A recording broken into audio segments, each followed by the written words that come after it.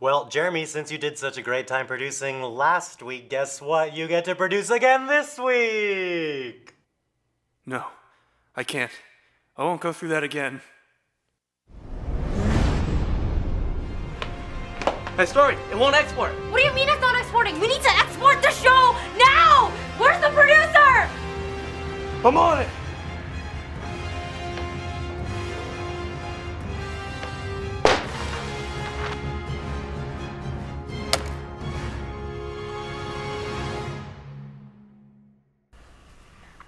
Hey Sabrina, you look pretty poppin' today. Well, duh, it's National Popcorn Day. Ooh! I'm Jake. And I'm Sabrina. And welcome to Show 17. Last week's mudslides has made Montecito's current situation very critical, especially in regard to its educational system. Here's Richard with more information.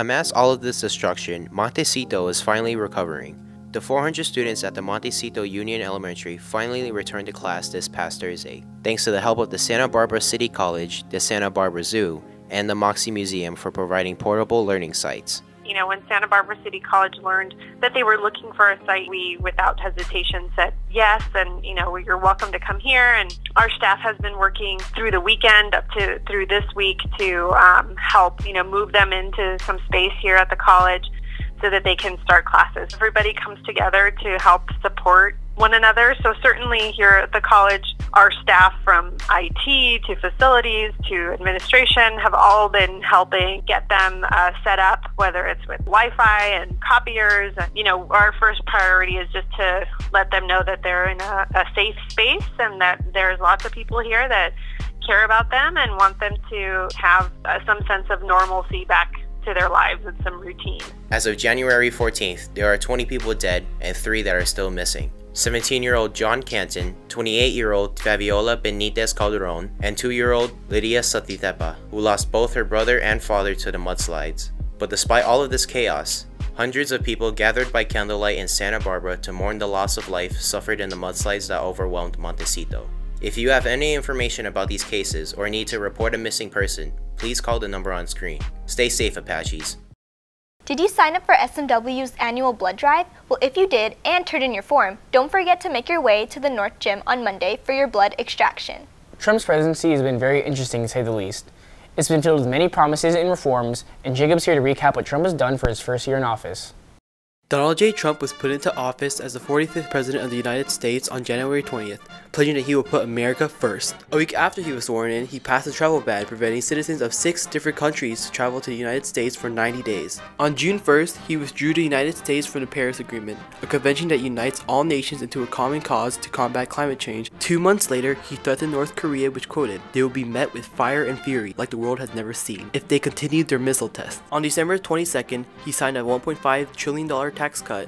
So far, he has already passed 58 executive orders. President Trump currently has the lowest approval rating compared to recent presidents, between 35 to 45%. I think the next 3 years are going to be a little bit chaotic. I think it's going to be unsettling. There's just a lot of uncertainty with what our president is going to do, and I expect more riots. I expect a lot more protest.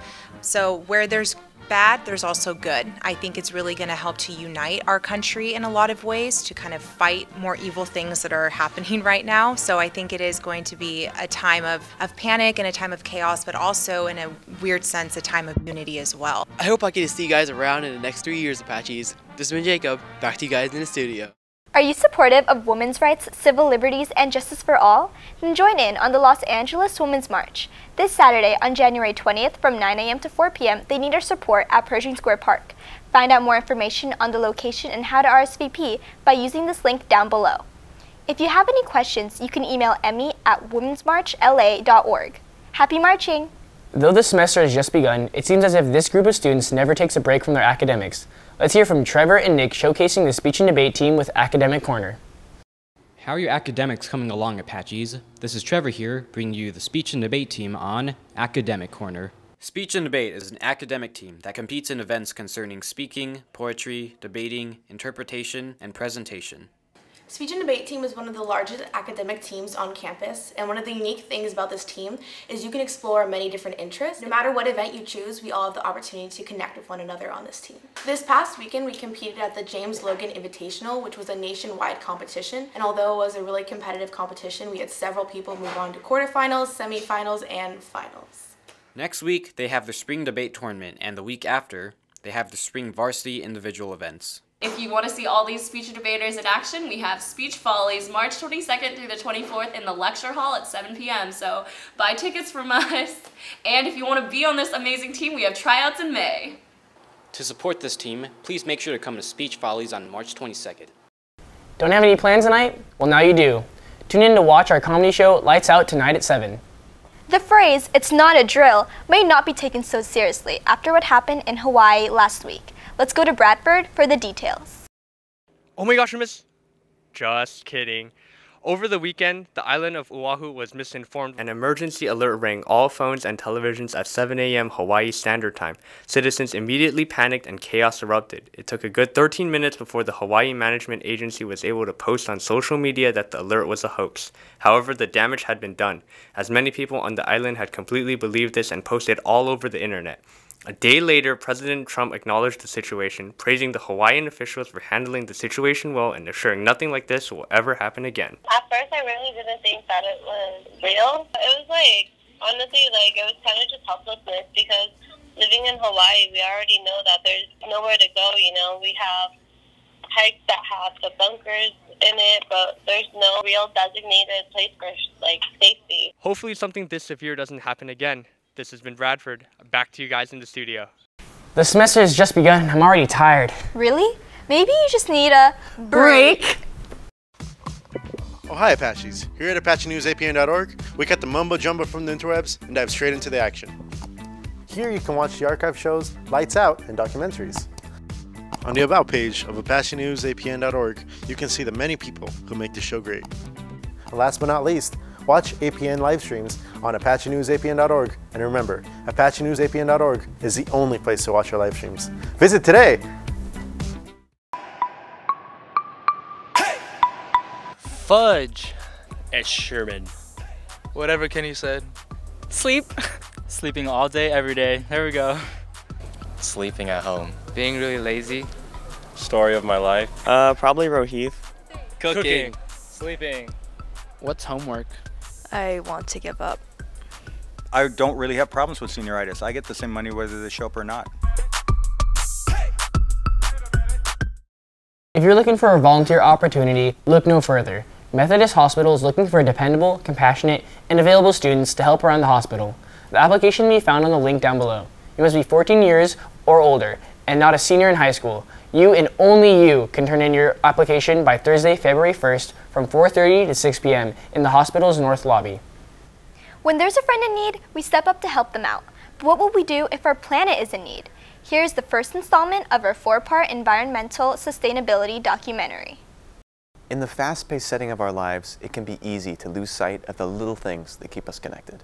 But what is it that holds us all together? We are human. We all share the same priorities and needs: the food we eat, the water we drink, and the air we breathe. A world without the resources we are accustomed to is much closer than it seems. Since the dawn of industry, our overconsumption of resources has been at the cost of the Earth's ability to sustain life. The first major carbon dioxide emissions produced by humans began in 1760, with the beginning of the United Kingdom's Industrial Revolution. The industrial era sparked incredible inventions like the steam engine, the railroad, and the first textile factories. The economic boom caused by these inventions helped modernize Western countries, with new transportation and production methods becoming increasingly available. Unknown to the industrialists, however, they had opened up Pandora's box and unleashed air pollution and the first major carbon pollution the Earth had ever seen. Fast forward to 1804, where the world population has just hit 1 billion people, marking the start of our exponentially expanding population and desire for resources. Later that same century, an Irish physicist by the name of John Tyndall discovered that certain gases could block infrared radiation, a type of invisible electromagnetic wave that caused skin burns. Tyndall claimed that these gases were vital to the Earth's temperature control. Today, Scientists have conclusively proven that climate control is human-caused and that carbon dioxide levels are at an all-time high. In response to the rising threat of climate change, world leaders from over 170 countries came to form the Paris Climate Agreement.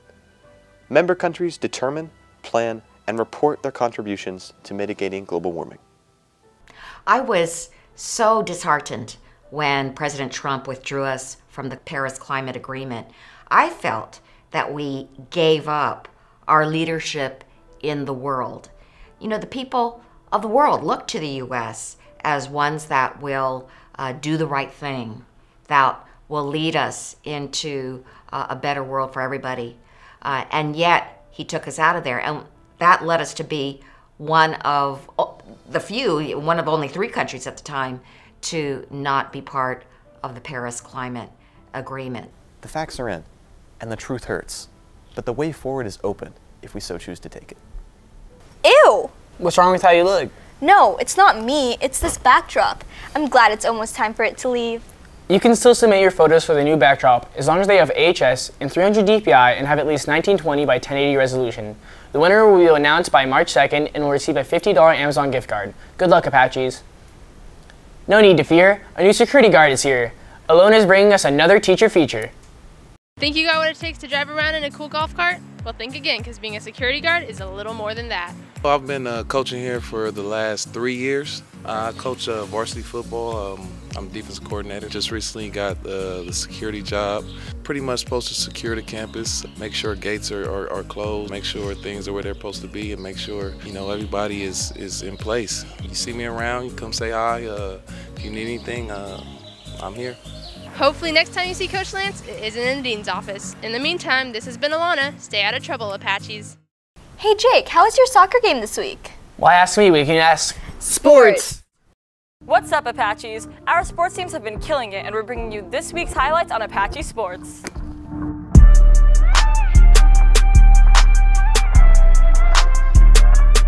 Tuesday, boys soccer put up a tough fight against the Bulldogs at Pasadena.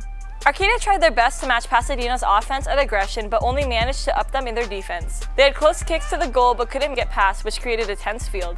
Within the first half, the Bulldogs used their skilled footwork and fast plays to score a goal, which the Apaches could have caught up with, but didn't, due to slow speed, which was unusual for Arcadia. The rest of the game was close between the two teams, but Arcadia just couldn't keep up and lost their first game of the season, 0-1. Okay, so we couldn't really catch up to the speed that Pasadena was playing at. We were too slow on the ball, and they just kept picking off our passes and kept attacking us really hard. We need to be more calm and settle in the middle so we're able to swing the ball from left to right to the wings so we can attack better. Good luck on your game against CV on Friday, boys. Now let's go to Adam with boys basketball and Thomas with girls soccer. This Tuesday, boys basketball played a hard-fought game against Glendale. From the start of the game, the Apaches demonstrated great intensity and focus, but Glendale's communication and ball security led them to a 25-24 lead by halftime. After halftime, the boys took a while to get warmed up, as Glendale pushed for a 10-point lead by the third quarter. At the start of the fourth quarter, the Apaches were determined for the win. Another big push was made by Arcadia, with a great court vision from Anthony and the money shot from Jared. By 1 minute left, the Apaches were up by 1. But the Apaches couldn't handle Glendale's passing and excellent teamwork, resulting in an Apache loss of 54-57. Honestly, today we came up a little short.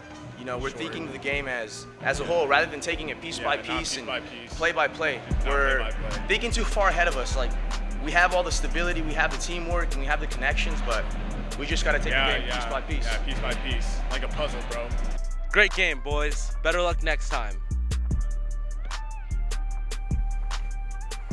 This Tuesday, Our Lady Apaches really kicked around the competition. Our Lady Apaches started the game off strong versus Pasadena. By providing intelligent passes, our forwards had a clean line of sight to the goal all day. The girls' accurate through balls and aggressive mentality led to goals, and more goals. We ended up battering Pasadena, winning 3-0. In the beginning, we kind of had like a pretty slow start, and we weren't really connecting passes in the middle.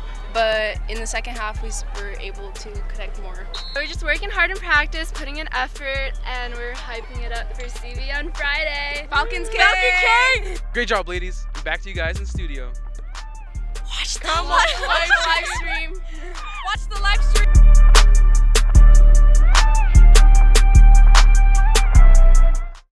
Congrats to last show's winners Dylan Gaduri, as well as Miss Mora at First Avenue and her first period broadcast journalism class for guessing your outro song. If you also want a chance to get a shout out, comment your guess for the outro song with your name down below.